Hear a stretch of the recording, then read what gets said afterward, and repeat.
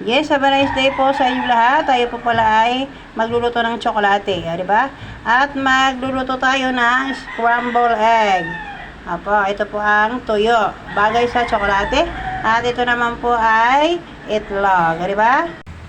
At ngayon po pala ako po ay nagpakulo na ng tubig. Opo, at maglalagay tayo ng tsokolate.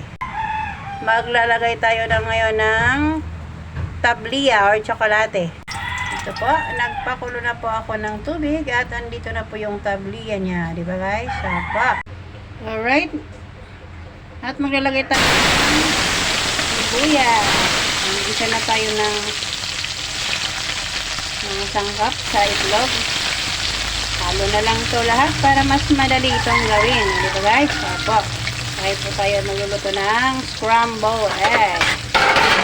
Opo, pag ako po ay nagluluto ng scramble egg, palagi yan may kasama na labuyo kasi gusto ng mga anak mo ng anghang, di ba?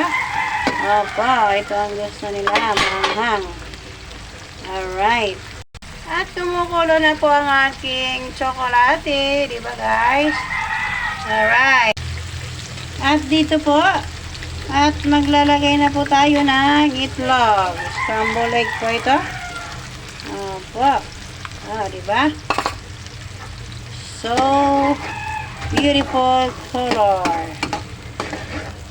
Diba?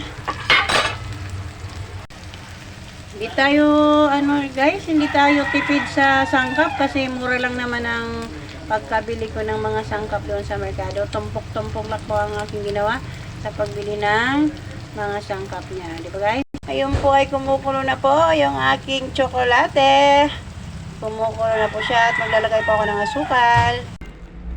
Yes, ito na po ang aking linuto na tsokolate at mayroon siyang kasama ang itlog at tuyo. Di ba?